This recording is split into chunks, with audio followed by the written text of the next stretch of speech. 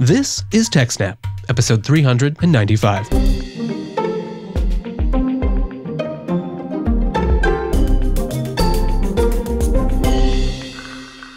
Hello, and welcome to TechSNAP, Jupiter Broadcasting's Systems, Network, and Administration podcast. This episode was recorded on January 20th, 2019. My name is Wes, and I'm very pleased to be joined with our new regular co-host, Mr. Jim Salter. Welcome to the show, Jim. Hi, Wes. Great of you to join. Now, of course, you've been on the show before, and I've got to say, it seems like everyone loved it. We got tons of great feedback, and you were good enough to come on here full time. I'm excited to get to know you better, and I'm excited for us to talk about all the crazy things going on in the world. Yeah, I'm stoked to be here. Always good to get a chance to talk to more people. So we'll be exploring things and fleshing out this new era of the show. Lots of fun stuff. Nothing's going to change too radically at first, but the first thing you will notice, the show's going to come out every 2 weeks. Now, that's not to say that there might not be special coverage or other additional things in the feed from time to time, but you can expect a new TechSNAP every 2 weeks. Of course, if you want to have it easy, just subscribe, techsnap.systems/subscribe. Now, Jim, recently I noticed a great little blog post over at your homepage, and you were talking about some of the encryption setup you were doing for some of your web servers, and specifically, you were using Let's Encrypt. That's a subject the show's touched on many times, but, we've never really done a deep dive. I thought maybe we'd start out this first episode jumping in to Let's Encrypt. Yeah, absolutely. I think Let's Encrypt is super important. We keep moving further and further into an era where everybody expects literally all the services to be end-to-end encrypted, which, it presents some interesting new challenges in system and network administration, but it's also a great goal because we're just, I find myself, a little digression here, I find myself wanting to apologize to William Gibson more and more frequently because I remember being just enthralled with his books like Neuromancer and Count Zero when I was 17, back in the dark ages in the 80s. Oh, yeah. And I loved those books, man. I mean, the imagery was great. I loved the atmosphere. But I remember over and over 17-year-old me and, the mid 80s thinking, but all this stuff where anybody can hack into anything at any time, it's just stupid. I mean, put a password on it. You're done, right? I can't tell you how many times over the past couple of decades I've remembered how often I thought that at 17 and thought, I am so sorry, William Gibson. Of all the things I've gotten wrong, that was one of the worst. But, anyway, here we are today, and we live in a world of, every kind of exploit imaginable all the time, it seems like, and everybody's always discovering more, and you can never get away from them. And encrypting things end to end is one of the key things to minimize how many different areas of vulnerability your traffic is, can be exploited from. So Let's Encrypt is crucial because it makes the process a lot more accessible to everyone. It's free as in beer. It doesn't cost you any money. Everybody knows that part. I feel like the part that not enough people realize is it's also a lot easier than the old school way of going and buying your certificates. And I'm looking forward to talking about that today. Oh, yeah. That's a great point. And you mentioned some of the dark ages in the 80s. Well, widespread encryption on the internet hasn't been around quite that long, but it has been around for a long time. And for a lot of that time, I would call it the dark ages. There weren't a lot of standards, a lot of ad hoc protocols, and the workflow you had to go to. First, most of the time certificates cost money. There were a couple options for, smaller organizations or personal use that you could get for free. Even then, it was a hassle. You had to go get a certificate signing request, which you go sent to them. A lot of those vendors also used some pretty obscure UIs where they gave you a certificate that you used to log in instead of using a password. And while that was plenty secure, it was a workflow basically no one used on any other sites. I've always tended to think that I felt personally that the money aspect of SSL was a little bit overplayed. These days you can get a cheap domain validated certificate for $7 or $8 a year. And it feels like that shouldn't be a very big barrier. I know that not everybody's perspective is the same as mine. You have users in developing countries where $7 or $8 could represent a significant fraction of, what they earn in a day, or even more. But the other thing is it's important to remember it hasn't always been this, quote unquote cheap either. There was a long time that I avoided the use of SSL on any of my websites because none of the content there is that important. It doesn't matter worrying about man in the middle when I might have to pay, $30 or $100 a year for even the cheapest SSL certificate. That was really annoying then. That's just out of hand. It's very unreasonable, and it meant there was a high barrier for anyone to actually use encryption. So even if you wanted to, like you said, it just wasn't a realistic option. Yeah, there really was. And it's probably important to remember that, even for those of us who are thinking that now, the commercially purchased certificates, they're not that expensive, they're within reach. There's always going to be somebody else who it hasn't quite gotten there yet. But, even if you are like us and, you're making enough money that you're like, $7 a year, I don't care, I won't even notice it. Just the hassle of actually having to go every year or at most 2 years, because most registrars aren't issuing long-term certificates anymore. You can only get a year or two at a time. So every year or two, you're at a serious risk if you don't have everything scheduled and get everything done in a timely fashion and up to date. And if you let things go too long, or if something goes wrong when you are renewing it, you can have a real interruption of service. That's a great point. And that was certainly my experience. Organizations I've seen, it was a seldom done, like you say, like every year or 2 years, some ops staff member or someone responsible for it, they've gotten some alert. They're like, oh crap, the domain expires tomorrow. And then they have to go to some wiki inside that has really bad documentation about where to go get the credentials to go to whichever particular vendor that company is using to provide it. And then, of course, each vendor has a slightly different process or gives you the keys in a slightly different format that's not quite the one that your web server wants to accept. And the wiki maybe has some bad documentation about how to convert it. It really meant that since people weren't doing it regularly, it was a painful process and things could go wrong. An example of that right now is that some of the government sites are at risk of needing to be renewed and might not be due to the ongoing government shutdown. And because there wasn't a lot of automation, there weren't standards to try to do this sort of domain validation, you didn't have any options. Right. And, it kind of feels like, it feels like shooting in a barrel, taking a poke at the U.S. government right now, as broken as that is. Part of the issue, you kind of started touching on that earlier with the process of actually renewing these security certificates with the vendors is, it's not automated and it's very, very clunky. If you're actually, if you're under the 8 ball, behind the 8 ball, if you're behind the 8 ball trying to get a certificate renewed while the service is down, it is insanely frustrating because even if you're renewing this certificate, for the 5th time in 10 years from the same vendor, there's just these weird pauses where they request you to complete a step and you complete that step and you're waiting for them to acknowledge that you've completed it and then waiting this unspecified amount of time for them to email you something else and then you can do the next thing and eventually finally you get an actual certificate and a key that you can place in the right path for your web server or mail server. And there's just it's not very reassuring. If you've got somebody breathing down your neck, you literally can't answer them okay, well, this is how this is going to go. This is the amount of time it's going to take because, one day you'll get a response, the email response from the vendor in 5 or 10 minutes. And, the next you won't get it for 4 or 5 hours. That's a great point. And I think part of the key of that is there are humans involved. It's a very human intensive process. People are waiting, sitting. There's people checking their email for alerts or ticketing systems. Now, thankfully, we don't have to live in that time anymore. Now we have Let's Encrypt.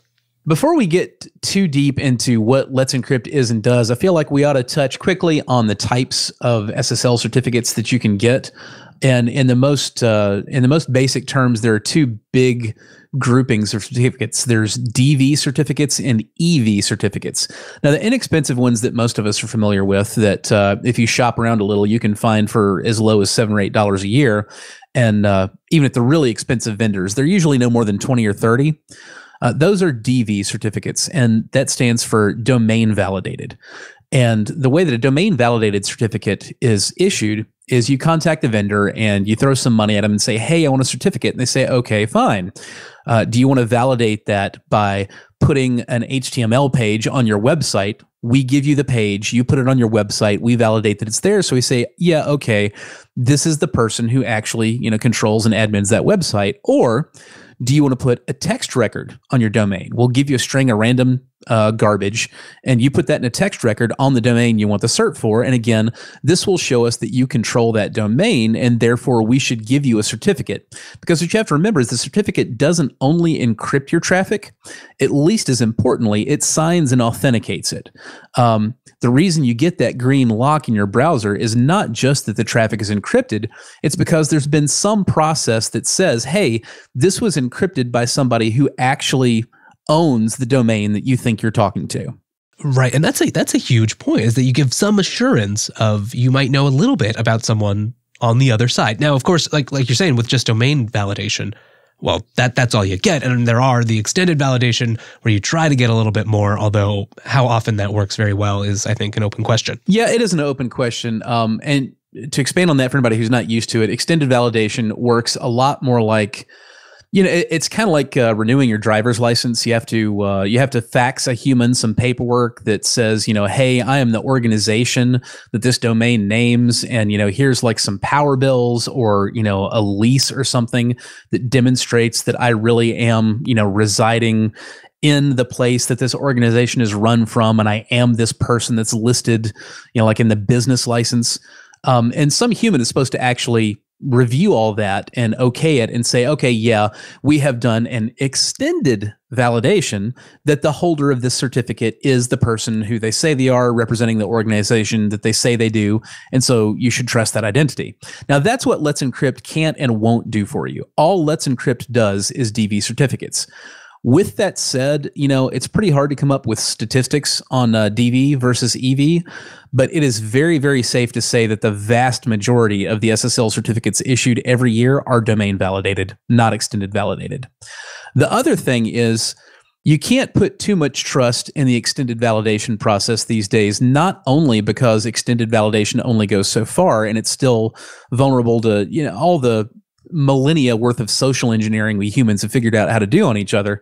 There's also the problem that your browser trusts this gigantic ring of certification authorities, and literally anybody who can issue a certificate that's within your browser's CA trust ring can issue one. If they issue one for your site, then your browser will accept it as valid.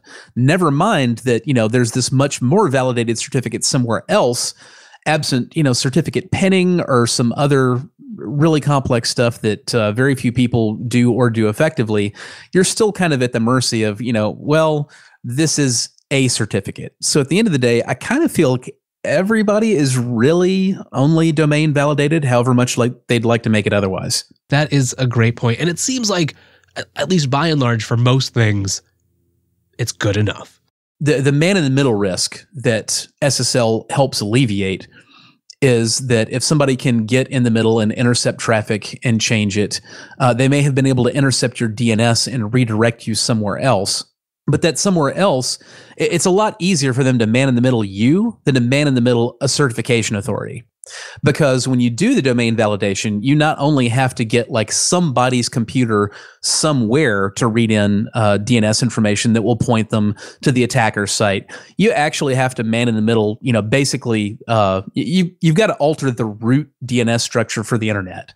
And that's an entirely different order of exploit that nobody's going to waste on, yourwebsite.com. You touched on something that I think is pretty important too. For people not overly familiar with TLS and the structure of encryption on the internet, it really does all come down to distributed trust, right? We just have organizations that we've blessed to hold the private keys that our operating systems ship the public key equivalent of. And we're basically saying, all right, you set of trusted organizations, you're responsible for issuing valid certificates to people who apply to you. But that's a lot of human error involved. Yes, and it is it's probably a far larger web of trust than it should be. There have been some pretty untrustworthy organizations in that circle of trust. Well, that's probably a good point to sort of pivot, and let's talk about how we got to the new blessed era out of the dark ages.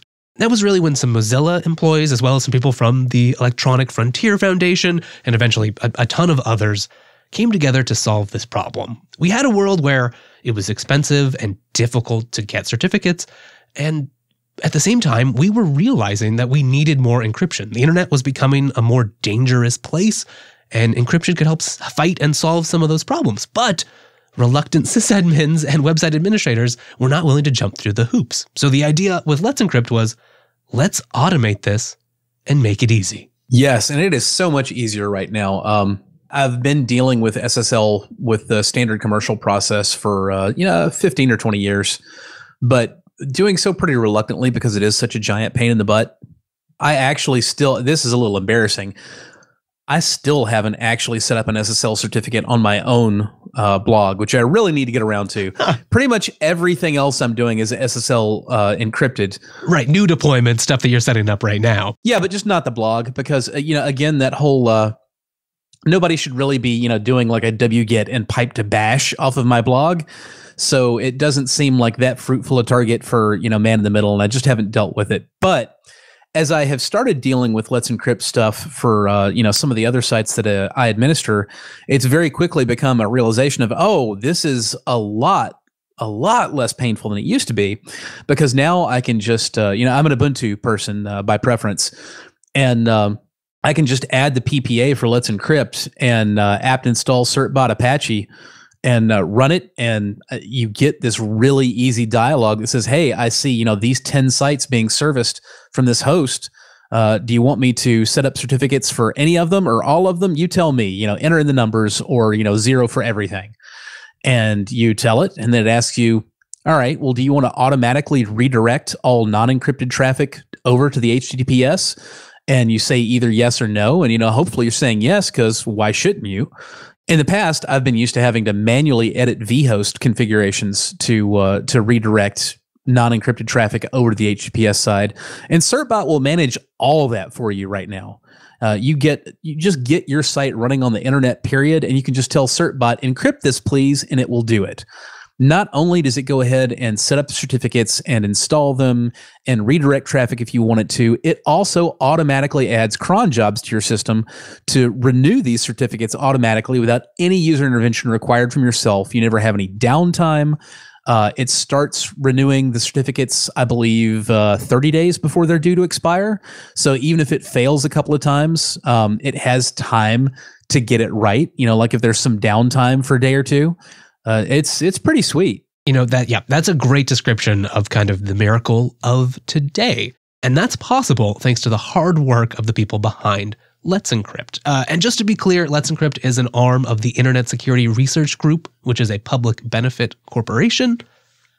They have made the main contribution, which is an IETF draft right now, and that is the Automatic Certificate Management Environment, otherwise known as ACME. And that's the magic, the protocol, the machine language behind this that makes all of the wonderful automation that Jim was just talking about possible. But this time, Wile E. Coyote got it right, and it actually works. It really does. And that's kind of been the amazing story behind Let's Encrypt. They got a lot of industry professionals who were already working in the field, knew what the problems were, and had experience building and running services. So what you've seen is remarkable stability and a lot of transparency. A lot of that comes from having the right people in it from this get-go. Like you said, folks from Mozilla and the EFF leading the charge. Pretty much anytime I see a combo like that, I got a very good feeling about that project, put it that way. Now, how does all of this work? What's the magic behind ACME? Well, really, it's just automating the things we were talking about before that humans had to do. You basically exchange some secrets, and your job, the ACME client, is to prove to the ACME server that you control the domain whose certificate you're requesting. Yeah, and a brief rundown of what that process actually looks like. When you actually request a certificate, this is a process that I'm more familiar with than I really wish I was, from having to do it manually over the years. But the first thing that you have to do is you have to generate a key, a private key. Once you've got that key, now you've got to generate a certificate request, a CSR. The CSR is encrypted using that key. And then you have to give the CSR to your certification authority. Your certification authority processes all the stuff that's encrypted within that CSR, which includes the name of the domain that you want the certificate to be for, any subject alternative names, what your organization's name is, all this other crap. It has to process all that, and then eventually it will generate a certificate that's based on that key and based on that CSR. And you have to put all this together in the right directories and point your web server or your mail server or whatever to all the right files. There are usually chain files. There's intermediate certification authorities that are like in between you and the big CA that gives the actual certification out. And you have to get all those associated as well in your configuration. So you might have your key, your certificate, the certification authority certificate, and one or two intermediate certification bundles that you all have to specify in your web server or mail server's configuration files in the proper order in the right way. And if you don't, then it just breaks and you go to try to load the web page in your browser and you get some not very helpful HTTP 4XX error that basically just says crap's broke. It means nothing to your users, that's for sure. Yeah, and then you're Googling that and trying to figure out where you might have gotten wrong. And I'd be lying if I didn't admit all too frequently you're just kind of throwing stuff at the wall that you think might work until it does. And then you go, okay, got it. You cat a couple files together and you reload your web server and you're like, okay, is it working this time? Sweet, it works. Save that, back it up now. All right, we're good for another year or two. So the difference is when you run CertBot, it manages all of that stuff for you. And I skipped the part with the domain validation. I was literally just talking about the process of generating the certificate. CertBot does all of that for you. You don't have to feed it a key, nothing. It knows what the domain is. Because you've told it, these are the domains I want to encrypt. Well, it generates the keys, it does the CSRs, it does the domain validation. What it actually does, and this is important to know if you ever want to get into something more advanced, like setting up Let's Encrypt, where you've got like a reverse caching proxy in the mix. What it actually does is it temporarily puts some files. Remember I talked before about, you got these kind of garbage text files that you put there for the certification authority to read to verify that you do control this domain. Well, CertBot does that by putting a random string of stuff into a file on your website under a directory called .well_known. So it says, all right, you should expect to find this string of stuff under the .well_known folder on this domain. And then it puts the file there, and then the remote Let's Encrypt certification authority reads that file, says, yep, the stuff is there that you said it would be. You are who you are. Here's your certificate. Then CertBot installs it and you're good to go. So all of this is completely automated. It happens in literally the time that you're saying, okay, yes, I want to, pick sites 1, 2, and 3 off the list, and those are the ones I want the certificate for. That takes more time than the entire rest of the process. It installs everything. It sets up the cron jobs. It restarts the services. It does the whole thing in a second or two. Yeah, it's really amazing. And for people who aren't aware, CertBot is sort of the premier Let's Encrypt client backed by the EFF. It has all kinds of functionality, and it's really set a high standard of automation. So not only do you have automated retrieval and renewal of certificates, but as Jim just mentioned, you're also updating web server configurations and reloading sites on the fly. So you don't even have to go log into a system and restart Nginx all the time. We've also seen some clients, I think Caddy was one of the first, but there's a lot more now, including Apache, at least with a maybe beta-ish new module that's out there. Well, they just have the ACME client built right in. Yeah, and I should say also for the more paranoid sysadmin types out there, you don't have to let CertBot manage your vhost configs, for Nginx or Apache or whatever server you're using. That's not a requirement. You can take back control of any of these automated steps in the process for yourself. But I will tell you, as a fellow rather paranoid sysadmin who's used to doing all this stuff manually, don't bother. It works. It's really battle tested now, right? Yeah, you can, it's been happening enough time. There's such a good degree of automation that a lot of the kinks are just ironed out. Yeah, I've been very impressed with it. I do more in vhost configurations under Apache than just about anybody else that I encounter. Most people, they take the easy way out with the .htaccess files. Oh, yeah, right. Those are gross. Yeah, those are pretty gross. And I've never been a big fan. And I do some pretty complex configuration stuff in my sites directly in the vhost config. And I have yet to encounter one of these vhost configurations. And, sometimes they're 2 or 3 pages long for a single site. CertBot hasn't broken one for me yet. It just works. Another nice thing, and as you mentioned, you can have different degrees of control, is there's a whole plethora of clients, from the ones that are built into some of the more modern web servers to just bash routines that implement the whole protocol. So you can almost certainly find a library or a client for whatever system or language you prefer, and they offer various degrees of support. Now, there is ACME version 2 now that supports some new security. They've changed some of the particulars about some of the challenges to make things more secure, and it includes wildcard support. But I think it's a great example because not only is ACME version 1 still supported, and there is plans to give a sunset time with lots of proper notice, but the community of clients has really rapidly adopted ACME v2. So you can just tell it's a healthy ecosystem. People are updating things. It's just a great community. Now, as I mentioned, one of the big changes with ACME v2 was changing some of the challenges. And in particular, there had been some problems with a challenge called TLS SNI 01. And the idea here is the ACME server is trying to validate your domain name, but this time they generate a random token. The client takes that token and creates a self-signed certificate with a specific invalid hostname, and then the web server running behind that domain hosts that to serve the certificate back to the ACME server. Now, this all sounds well and good until you think about some of those bigger cloud environments. Researchers noticed that at least 2 large hosting providers host many users on the same IP address, and users are able to upload certificates for arbitrary names without proving that they have control of the domain. With both of those conditions in place, it meant that you could successfully get certificates issued for domains you didn't actually control. It breaks domain validation. And, when we say big providers, I'll go ahead and name and shame here. I mean, we're talking about Amazon Web Services and Heroku. So these are really, really big names. So it was really cool. This person, a researcher, found this issue with domain validation on AWS and Heroku, and said, "Hey, it's possible for me to exploit this lack of domain validation in uploading a certificate and a key to this site in a way that would allow me to get basically certs issued for sites that I don't own via Let's Encrypt and ACME." And this is a really, really complex topic. The biggest thing I think that we can say for ACME is they responded literally within minutes of receiving his email. They're like, "Oh crap, man, I see. That's correct. This is a problem. Let's fix that." They had disabled the vulnerable TLS SNI mechanism in ACME and started working on a patch that would mitigate the problem literally within minutes of receiving the email. So that was amazing. With that said, I think that the relevance of ACME and Let's Encrypt to this problem is pretty badly overstated.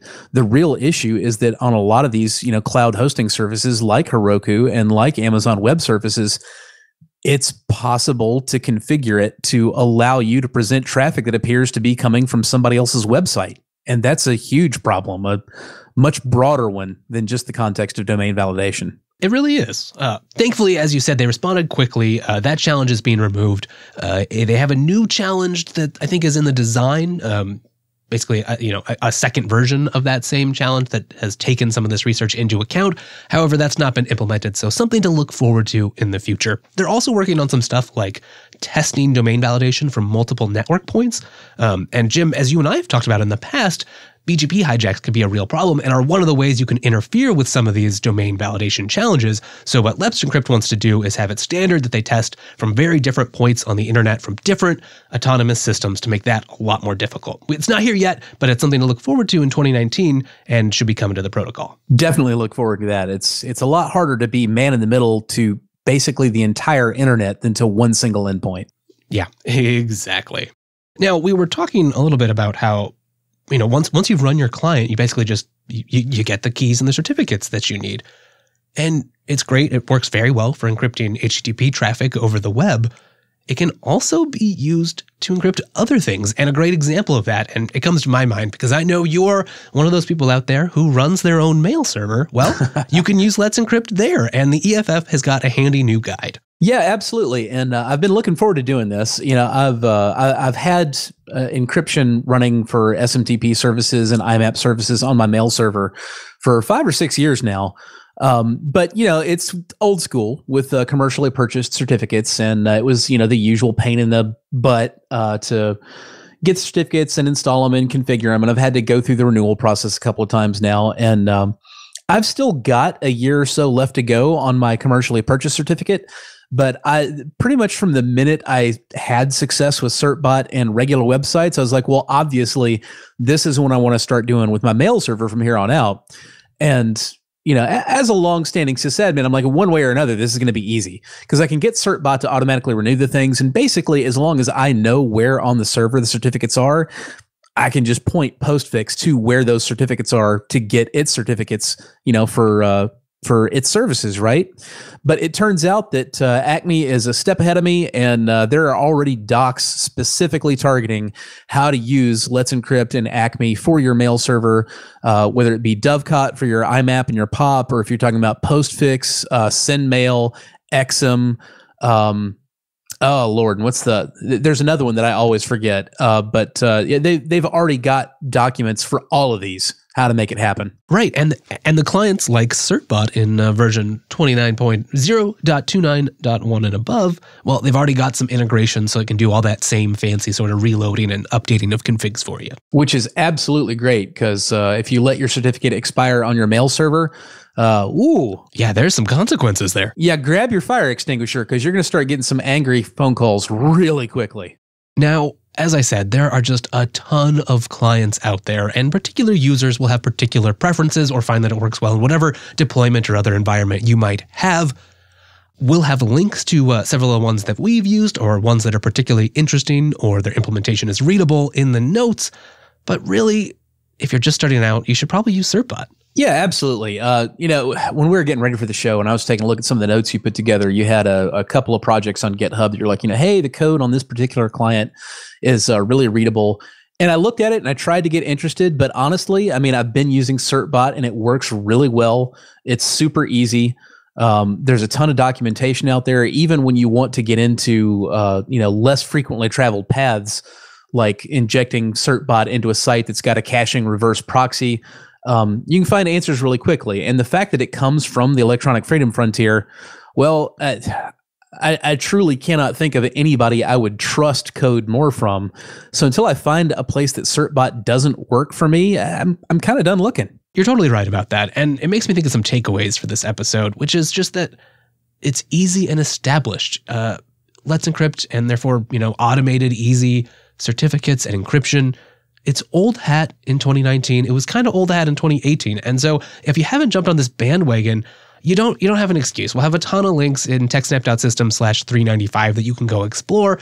Go check out CertBot. Go start playing with it. You can spin up a new host on basically any of the common providers out there, or even use it for a domain you have registered for your home network if you want to. There's a ton of options. And honestly, it's so easy. It's just kind of fun. Yeah, Nike, don't sue me, but just do it already. And with that, we're at the end of this week's episode of TechSNAP. But don't worry, you can find a whole bunch more over at techsnap.systems. You can also find the ways to send us feedback and get in touch. And don't forget to go subscribe while you're there to make sure you get every single episode. You can find more fine Jupiter Broadcasting shows over at jupiterbroadcasting.com. And you can find me on Twitter. I'm at Wes Payne. And of course, Jim too. He's at JRSSNet. Thank you for joining us. See you in 2 weeks, everybody.